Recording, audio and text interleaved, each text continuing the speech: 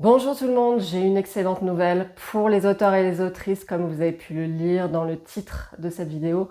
Vous allez enfin pouvoir connaître vos chiffres de vente de manière hebdomadaire. Donc toutes les semaines, vous allez pouvoir consulter les ventes de vos livres. C'est vraiment la meilleure nouvelle de l'année 2025 selon moi pour les auteurs et les autrices.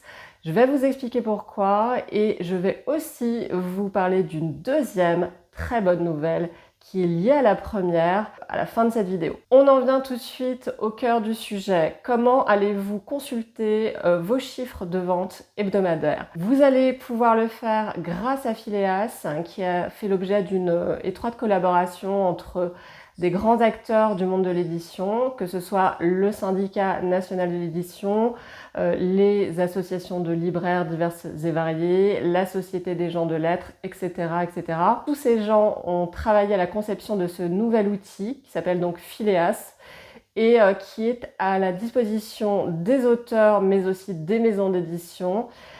Pour les auteurs et les autrices, l'autre bonne nouvelle, c'est que c'est entièrement gratuit. Vous allez pouvoir consulter gratuitement vos chiffres de vente. Ça faisait un petit moment qu'on attendait ça, ça faisait des années que le sujet était sur la table visiblement. Là, en 2025, à l'occasion du Salon du Livre de Paris, la première version de Phileas est sortie. Elle sera améliorée dans le courant de l'année et affinée au fil du temps, notamment en 2026. Je vais vous expliquer aussi la modification qui va s'opérer en 2026. En tout cas, dès maintenant, en vous inscrivant sur cette plateforme, vous allez pouvoir consulter vos chiffres. Alors, comment ça se passe? C'est très simple. Vous allez sur phileas.org, vous vous inscrivez, donc vous remplissez le formulaire avec vos coordonnées. On va simplement vous demander une pièce d'identité pour vérifier que c'est bien vous, pour faire en sorte aussi que vous puissiez être la seule personne à accéder à vos chiffres de vente, puisque les auteurs pourront accéder uniquement à leurs chiffres de vente à eux, donc de leurs ouvrages. Et une fois que vous êtes inscrit, Phileas va vous demander de patienter un petit temps. Ça m'a pris, me concernant, quelques jours. Je me suis inscrite donc le dimanche qui signait la fin du Salon du Livre, et le jeudi suivant, de mémoire, j'ai pu avoir accès à mon tableau de bord qui référençait donc tous mes livres, alors qu'il s'agisse d'ailleurs de livres parus à compte d'éditeur donc traditionnel ou de mes livres auto-édités aussi. C'était vraiment complet, je n'ai pas noté d'erreur. Il faut que vous sachiez aussi que les chiffres qui sont disponibles sur la plateforme Phileas remontent jusqu'à début 2023. Je ne sais pas pourquoi ils ne sont pas remontés plus loin, j'imagine que ça devait faire beaucoup trop de données à brasser, à synthétiser. En tout cas, vous aurez accès à vos chiffres de vente à partir du début de l'année 2023, qu'il s'agisse donc de livres édités à compte d'éditeurs traditionnels ou de livres auto-édités. Alors comment c'est possible? Je vais vous faire un tout petit topo pour vous expliquer. Jusque-là, toutes les maisons d'édition ont toujours consulté les chiffres de vente des auteurs, qu'il s'agisse de leurs propres auteurs ou des auteurs qui ont été publiés dans d'autres maisons d'édition, donc via GfK, qui est un institut allemand qui propose des chiffres de vente affinés pour toute l'édition française, et pas que, hein, je pense ils sont à mon avis dans un certain nombre de pays. Je vous explique comment fonctionne GfK parce que Phileas reprend les données GfK. Donc GfK, cet institut allemand qui amalgame en fait toutes les données de vente, se base sur un panel de plus de 4000 librairies environ, des librairies de premier et de second niveau, c'est-à-dire qui ont un chiffre d'affaires assez conséquent, des grandes surfaces culturelles de vente aussi, donc les grandes surfaces spécialisées qui vendent des produits culturels, je ne vais pas les citer, mais aussi des grandes surfaces alimentaires qui peuvent vendre aussi des livres. On a aussi les données issues de l'e-commerce, donc toutes les plateformes de vente en ligne.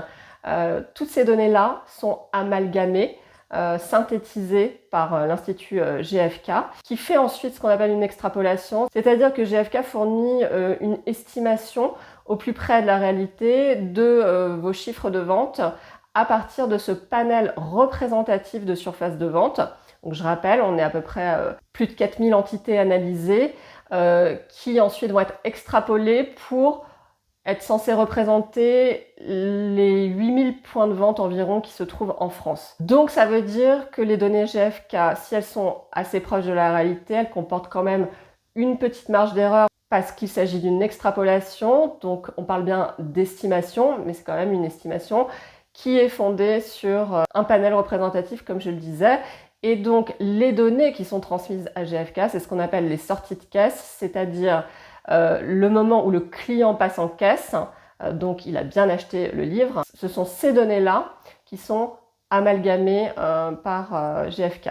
Par expérience et d'après mes collègues qui travaillent en maison d'édition, on peut estimer qu'il y a une marge d'erreur qui tourne autour de 20%. Voilà, je vous le dis, c'est le chiffre qu'on m'a donné, 20% entre une estimation GfK et les ventes réelles de votre livre.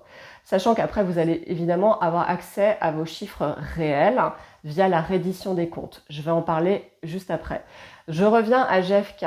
GfK a toujours été utilisé pour les maisons d'édition, c'est un outil extrêmement important.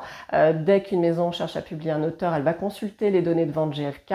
Elle sait, la maison, qu'il s'agit d'une estimation, d'une extrapolation, mais c'est quand même un très bon indicateur du poids économique d'un auteur. Phileas va reprendre les données GfK directement.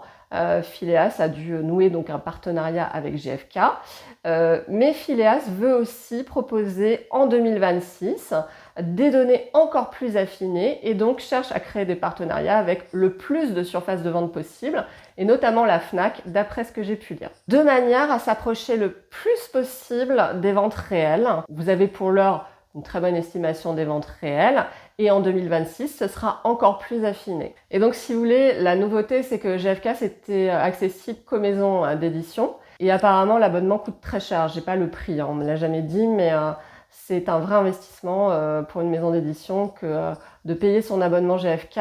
Aujourd'hui, Phileas finalement va vous rendre le même service et c'est entièrement gratuit pour l'auteur. Ça, c'est quand même une super nouvelle. Vous allez pouvoir suivre de manière hebdomadaire les chiffres de vos ventes. Et à partir de 2026, d'après ce que dit Phileas sur son site, cette mise à jour sera visiblement quotidienne. Moi, j'en demande pas tant, mais je suis très contente déjà d'avoir accès à mes chiffres de manière hebdomadaire.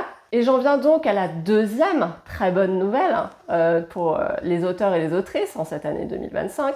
Sachez que à partir de la fin de l'année 2025, les distributeurs qui comptabilisent les flux de vente de vos livres vont devoir produire non pas un relevé, mais 2 relevés par an, des relevés qui vont synthétiser toutes les ventes réelles cette fois-ci. Donc, ces relevés distributeurs, si vous voulez, sont envoyés à la maison d'édition qui ensuite va produire un document qui s'appelle la reddition des comptes. La reddition des comptes, c'est le document que vous recevez une fois par an et qui contient le détail de toutes vos ventes en France, à l'international, selon les formats, poche, etc.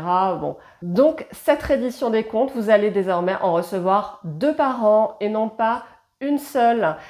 C'est donc la deuxième très bonne nouvelle puisque vous allez pouvoir vérifier les ventes réelles 2 fois par an et non plus une seule fois par an. Entre le lancement de Phileas et le fait que vous allez recevoir 2 redditions des comptes par an à partir de 2026, c'est vraiment très bien. Là, ce qui est très bien, c'est qu'on a beaucoup plus de visibilité sur ces chiffres et donc aussi un moyen supplémentaire de négocier des futurs contrats d'édition. Ça renforce la transparence, ça va faciliter les échanges avec les maisons d'édition, j'en suis vraiment convaincue. Voilà, donc si vous souhaitez connaître vos chiffres de vente, j'imagine que oui.